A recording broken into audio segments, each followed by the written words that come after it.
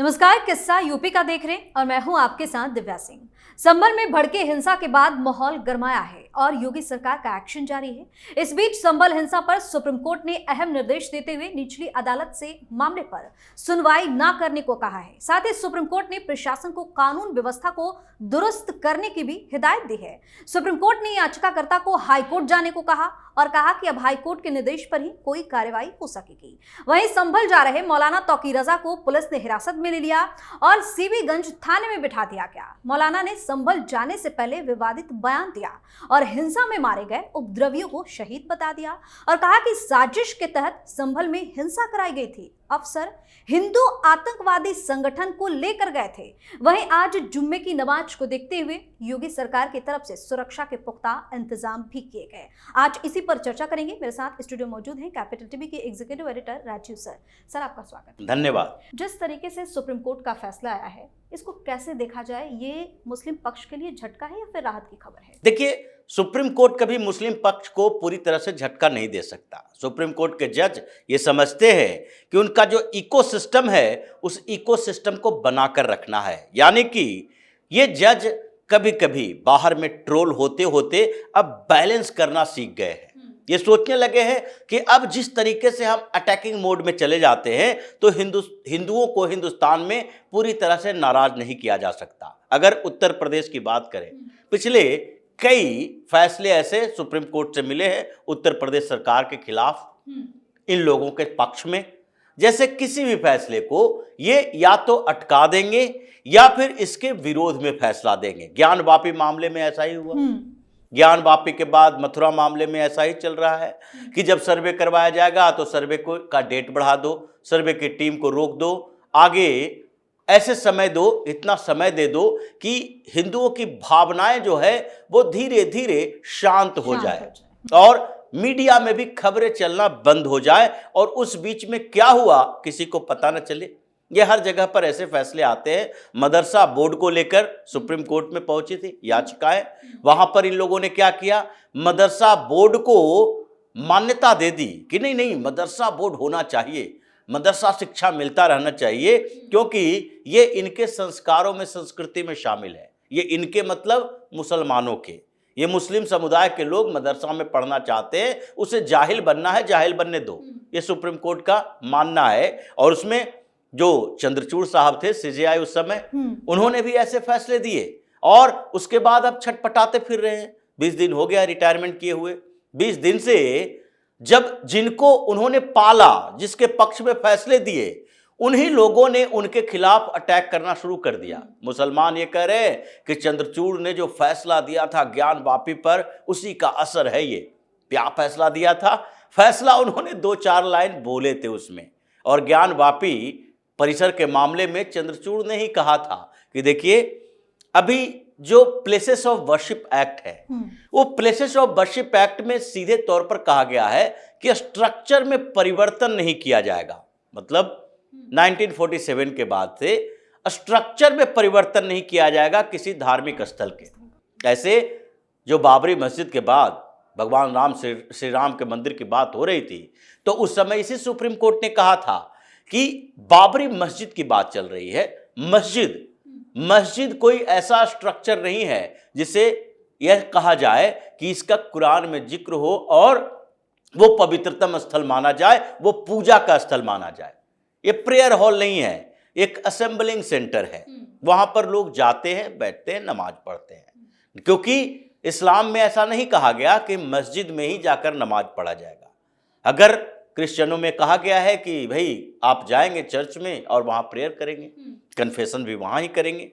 वहाँ जैसे हम लोगों के लिए है हिंदुओं में कि मंदिर में जाकर पूजा करेंगे, और जहाँ आप पूजा करने के लिए पहुँचे उसे मंदिर की तरह ही माना जाता है। ये लोग भले ही प्रोपेगेंडा पैदा कर दें कि जहाँ पत्थर देखे पूजा करने लगे, हम उसे पवित्र मंदिर की तरह उपयोग में लाते हैं। ऐसे सड़क चलते हुए कहीं आप पूजा करने के लिए नहीं बैठ जाएंगे, उसके लिए एक जगह निर्धारित है। हमारी प्रेरणा का स्रोत कुछ होना चाहिए, लेकिन इन लोगों के लिए कोई जगह नहीं है। ये असेंबली के लिए बुलाया गया था, मोहम्मद साहब ने परंपरा शुरू की थी, इसलिए कि उस समय इन लोगों को इकट्ठा करो और वहां पर नमाज पढ़ने के बाद तकरीर दो। इन लोगों को इकट्ठा करने के बाद तकरीर दो। तकरीर क्या सुनाओ? धर्म की सुरक्षा, जिहाद, धार्मिक उन्माद, हम कैसे इस्लाम को आगे बढ़ा सकते हैं, ये जो तकरीर दी जाती है। कभी इस तकरीर में किसी मौलाना ने कहा कि मुसलमानों को अपने आर्थिक विकास के लिए, रोजगार के लिए अपने आत्मचिंतन करना चाहिए।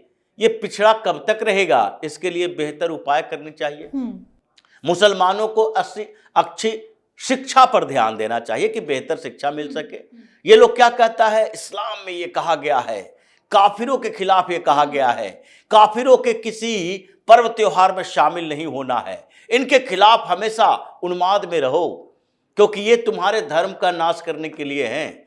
काफिरों को ये शैतान कहते हैं, हम लोगों को ये शैतान कहता है।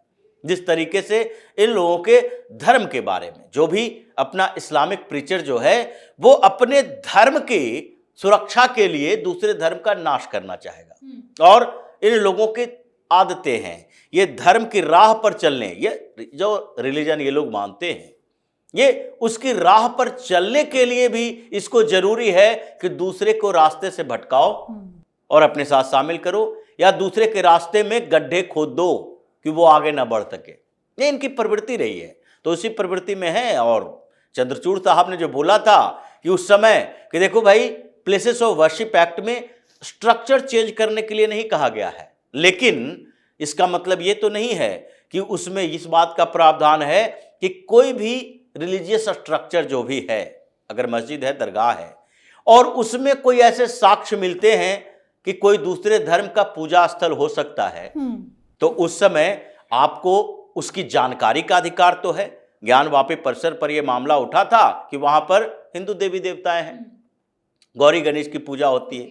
अब वहां पर पूजा के लिए अधिकार मांगे जा रहे थे, तो इन्होंने कहा कि उसको तोड़ा नहीं जाएगा, लेकिन अगर वहां पर देवी हैं, अगर शिवलिंग है, तो उसकी पूजा करने की आजादी दोगे।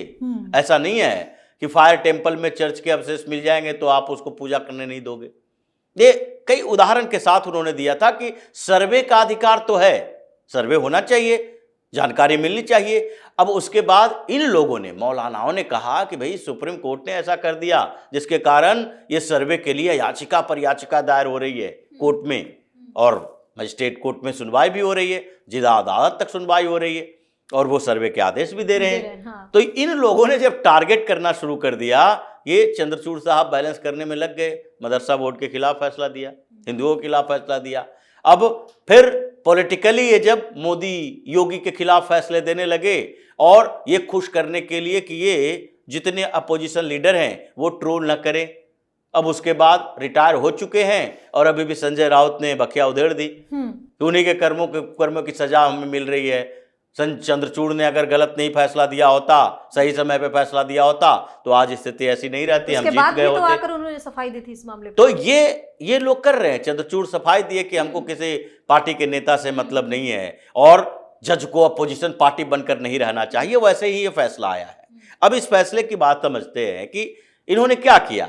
इन्होंने क्या कि इस सर्वे की रिपोर्ट आने से इसे रोक दो। अब इसके लिए एक फैसला देना है।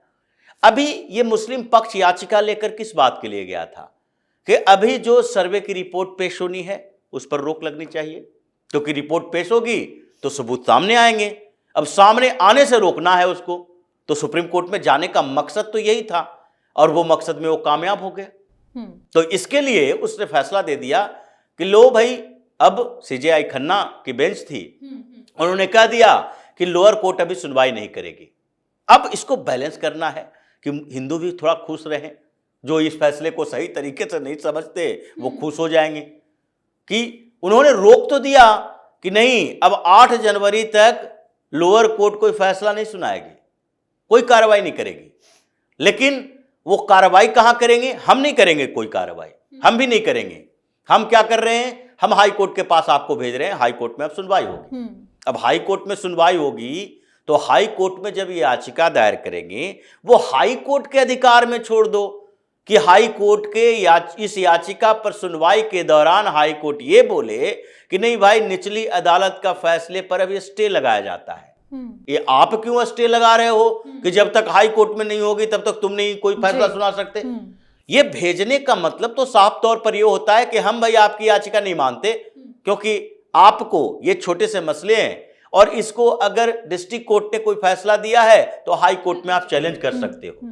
हम संवैधानिक परेशानियों की व्याख्या के लिए है, अगर संविधान का कोई मसला उठता है तो सुप्रीम कोर्ट में डायरेक्ट आया जाता है, लेकिन सुप्रीम कोर्ट के जजों ने ऐसी व्यवस्था बना दी है कि कोई पॉलिटिकल पार्टी का लीडर हो या फिर कोई ऑर्गेनाइजेशन हो या फिर एनजीओ हो या फिर इस्लामिक ऑर्गेनाइजेशन हो, जैसे जमीयत उलेमा हिंद ने पिछले दिनों बुलडोजर पर चले गए ये सुप्रीम कोर्ट में डायरेक्ट याचिका लेकर, जैसे संविधान खतरे में आ गया है और उसका विश्लेषण सुप्रीम कोर्ट के जज करेंगे, नीचे की प्रक्रियाएं छोड़ दो।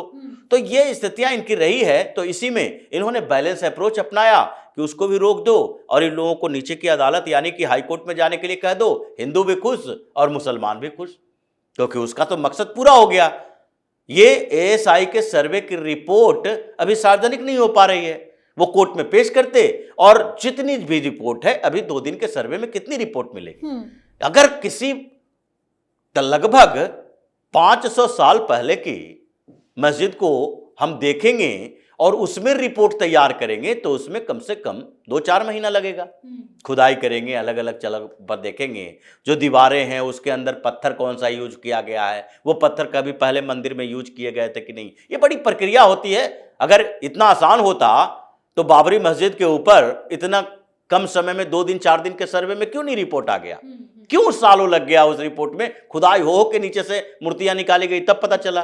तो ये प्रक्रिया है, लेकिन सुप्रीम कोर्ट के जजों ने मौलानाओं के साथ जो उनके तुष्टीकरण के लिए, अपने आप को बचाने के लिए फैसला उसके पक्ष में दिया है और हिंदुओं को खुश करने की कोशिश की है कि देखो बैलेंस कर रहे हैं इनको। अभी भी ये पूरी प्रक्रिया जो चल रही है, जितने हिंदुस्तान के अंदर ये न्यायिक प्रक्रिया, ये एक तरह से इन जुडिशियल इकोसिस्टम में इन लोगों ने बना लिया है कि सत्ता से मतलब नहीं है, हमारा सिस्टम यही रहेगा। हम पॉलिटिकल तौर पर अपोजिशन पार्टियों को की तुष्टीकरण करेंगे, हम सोशल तौर पर उन सोसाइटी के उन लोगों के तुष्टीकरण करेंगे जो एंटी इंडिया एक्टिविटी में शामिल होता है, जो विदेशी फंड से यहां पर वैसी एक्टिविटी करता है। और अगर रिलीजियस बेस पे हम बात करेंगे तो वहां पर हम ये माइनॉरिटी रिलीजियस कम्युनिटी यानी कि ज्यादातर मुसलमानों के लिए हम काम करेंगे।